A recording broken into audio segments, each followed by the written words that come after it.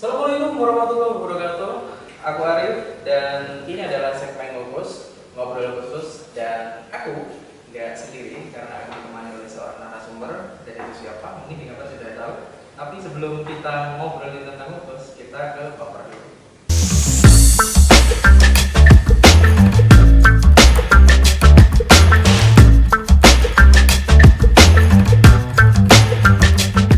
Selamat datang di segmen ngobrol khusus dan monggo silahkan, ini Mbak cantik yang ada di sebelah saya ini siapa ini? Monggo. Terima kasih Mas Arif. Iya. Perkenalkan, nama saya Anita Triawati. Kebetulan saya juga warga Tegal Gede. Oh, gede. Tepatnya di Jalan Kaliurang, Rumah Taman Kampus. Rumah teman kampus. Dan selama tahapan pemilu ini saya dipercaya untuk menjadi Ketua Panwas Kucang Kecamatan Sumbersari. Oh, hari ini khusus ya narasumbernya ya, yaitu Ketua Panwaslucam Kecamatan Sumbersari. Ya, ini Mbak Anita ini dari teman kampus. Kalau mungkin kita ngobrol-ngobrol flashback ke belakang sedikit ini. Iya. Asli gimana, terus kecil dan besar gimana, atau memang di Jember terus? Aslinya sih saya dari Banyuwangi. Asli dari Banyuwangi, tepatnya di Sombon. Terus kemudian saya kuliah kecil dan besar juga di Banyuwangi. Oh. SMA-nya kebetulan di SMA 1 Gagah, Yeah. Banyuwangi. Kemudian saya lanjut studi di UNED tahun 2002, jurusan Hubungan Internasional. Oh, HI. HI. Wih, teman-teman HI mungkin, halo, saya Hendy di sana. Ini ada Mbak Anita. Lah, lalu ceritanya kok apa itu namanya gitu? Jatuh cinta kepada Jember itu kok tidak balik lagi ke Banyuwangi? Mungkin ada apa ini? Apa mungkin karena temennya sudah terlalu banyak? Kalau kebetulan saya ini aslinya Solo. Gitu loh. Saya itu aslinya Solo. Lalu apa itu namanya gitu? Karena di Solo itu sudah terlampau banyak kendaraan, padat macet dan sebagainya. Nah, di sini itu saya menemukan kekhususan. Jadi kayak ada dekat dengan gunung, dekat dengan pantai. Nah, itu saya jatuh cinta kan. Nah, kalau dan masih kota. Kalau Mbak Rita sendiri itu kok bisa jatuh cinta kepada Jember dan tidak balik lagi? Sebenarnya kalau saya pribadi itu dikatakan jatuh cinta enggak juga ya. Lebih tepatnya takdir kali. Oh, takdir. Karena saya nggak ada spesifikasi saya itu yang pasti saya kalau itu di kota yang sangat besar, asiknya itu kalau di kota yang sangat besar itu mungkin karir menantangnya. Cuman untuk hidup sehat itu kan gimana gitu kan. Jember ini sebenarnya tidak terlalu besar, tidak juga terlalu kecil. Betul. Hidup di sini udah bangun tidur tuh ngirup udara segar itu juga masih bisa. Betul. Sempat kembali ke Banyuwangi, terus namun akhirnya karena usaha Berjalan di Jember dan akhirnya menetap di Jember dan dapat rezekinya di Jember, dia jadilah orang Jember. Oh, luar biasa. Jadi Jember itu bisa menjadi tempat istilahnya kita mengembangkan usaha dan sebagainya. Iya. Seperti itu. Nah, makanya ini anak-anak muda Jember jangan keluar kota ini. Sekiranya bisa menghidupi dan mengembangkan kota Jember, kenapa kita nggak balik lagi ke Jember? Kan gitu meskipun mungkin pernah kuliah di Jogja dan sebagainya. Nah, ngobrolin tentang Jember dan mungkin sudah sekian lama tinggal di Jember, mungkin hobi. Kalau hobi, saya suka baca aja Mas. Suka baca? Saya suka baca, apapun itu. Kalau suka baca berarti suka nulis juga. Nah, biasanya itu dua hal yang nggak bisa lepas biasanya. Habis baca, punya ide baru, pengen dituangkan, yang nulis gitu. Betul. Lalu kalau saya itu kan Solo gitu, biasanya makanannya itu pedas, manis gitu. Nah, hidup dan lama di Jember awal-awalnya juga cukup kesusahan waktu itu karena kan makanannya biasanya kan petis. Jadi kan saya nggak suka tuh petis. Jadi selama di Jember itu biasanya saya makannya bakso. carinya bakso kebetulan banyak di Banyak. sini. Nah, kalau terkait makanan Mbak Rita sendiri ada kesulitan nggak? Eh, Banyuwangi Jember kan Iya. satu ini ya. Tapi beda mas. Oh, beda, ya? Variasi makanan di Banyuwangi itu jauh lebih banyak dibanding di Jember. Di sana itu mulai dari apa namanya ayam. Betul. Di sini paling ditarik sudah gitu ya. Iya. Di sana itu mulai diasem, digesem, di banyak variasinya. Digesem, ini istilah apa ya digesem? Digesem itu biasanya dia di kayak ditumis, tapi dikasih bumbu agak pedas sedikit, tomat. Kalau biasanya di sana itu enggak, tomatnya itu diganti dengan daun madu. Saya di sini nggak menemukan pohon itu. Iya. Ini daunnya gitu loh. Wadung itu istilah wadung itu kalau saya itu bedu itu wadung. Bisa tuh ada Oh, yang iya. kuah, Oh asam. iya iya. Daunnya itu juga bisa dipakai buat masakan dan itu asam-asam tapi masih ada manis-manisnya gitu. Jadi enak banget. Saya nggak temuin tuh di Jember. Nah, variasi makanan di sana itu orang Banyuwangi itu apa ya? Kayak nasi tempong. Itu kan Oh iya, sayurnya itu nasi kan tempong. banyak. Pedas, ada sayur. Betul. Nah, saya pindah ke Jember ini. Kadang orang sana itu semanggi cuma sambal serai itu bisa jadi cemilan tuh. Di sini tuh saya cari kudapan-kudapan kayak gitu tuh. Ya, Susah nggak ada. Ya apalagi di tahun-tahun 2002 ya. Ah, Wah apalagi. itu, mungkin saya 2010 aja cari makanan paling bakso, Pak.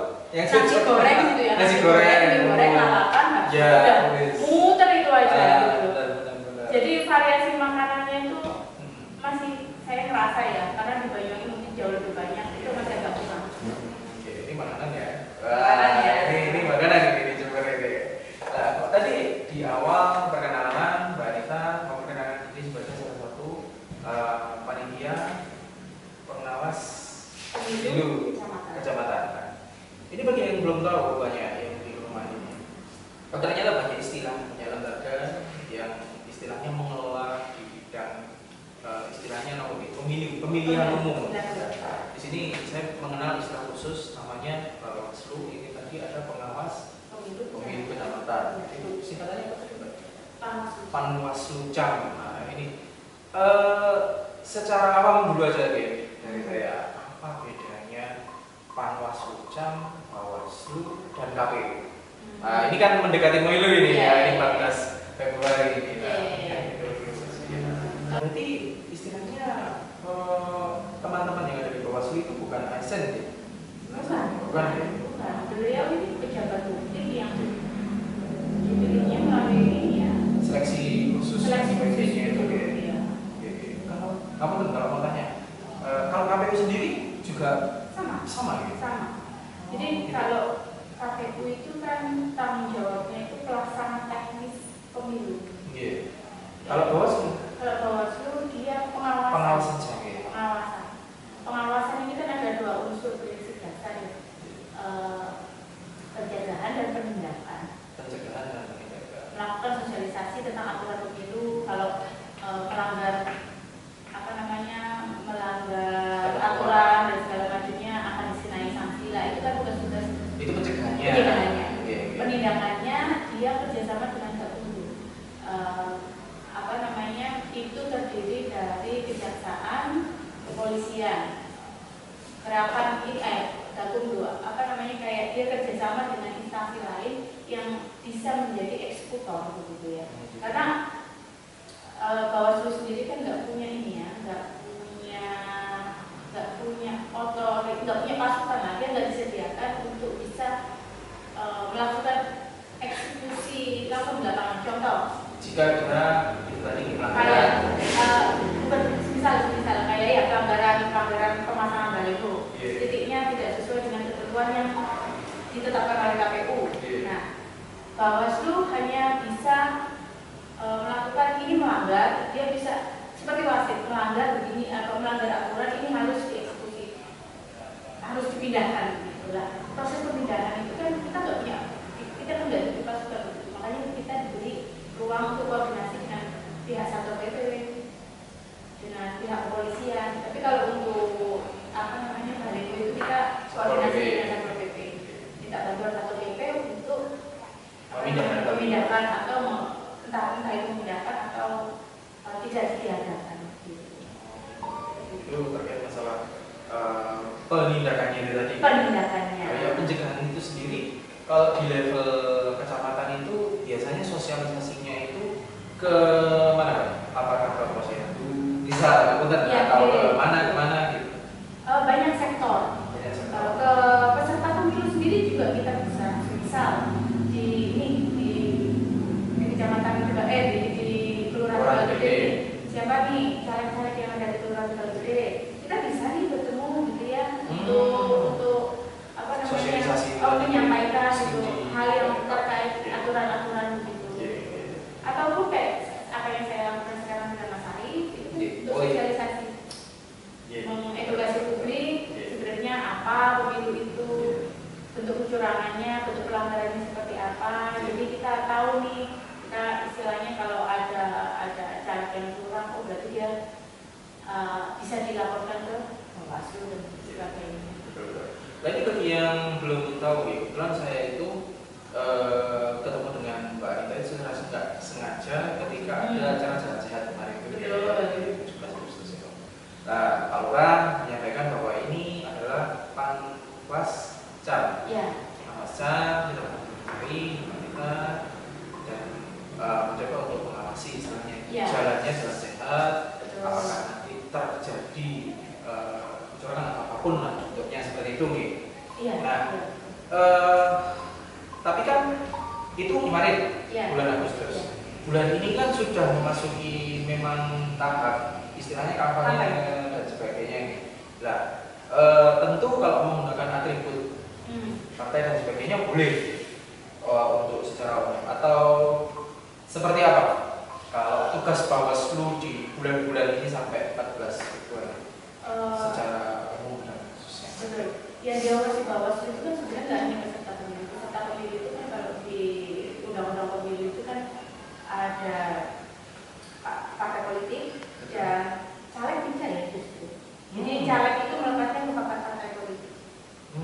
Kalau ini pemilu berarti pemilihan umum bukan pilkada ya. Berarti nanti presiden atau wakil presiden dan timnya, tim suksesnya. Kayak kemarin saya ngawasi di Tegal Gede itu kan sebenarnya pengawasan melekat. Acara ini kan sebenarnya terus saya tanya ke Pak Lurah, acara ini siapa yang menyelenggarakan? Kelurahan, artinya birokrasi yang mengadakan, birokrasi di level kelurahan yang mengadakan acara.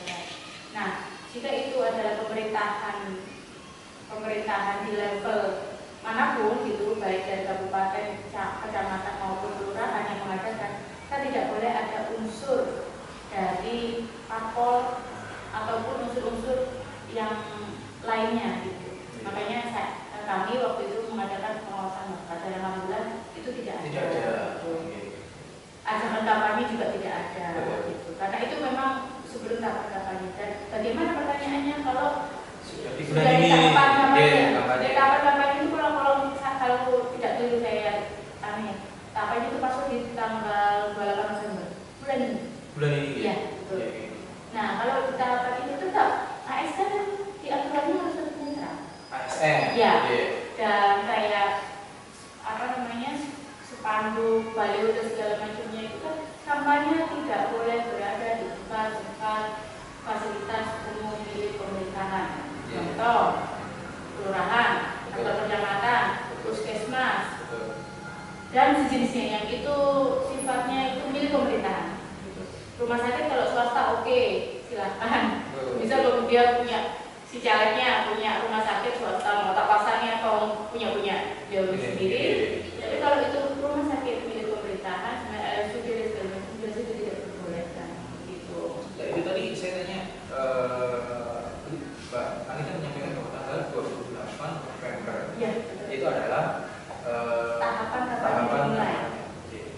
Berarti kan ini kan masih 30 Oktober ini. Iya. Berarti kan masih 28 hari lagi. Iya, 28 hari lagi. Dalam misal ada katakanlah caleg mengadakan jalan sehat dan sebagainya. Betul. Berkampanye di situ. Itu sebenarnya gimana?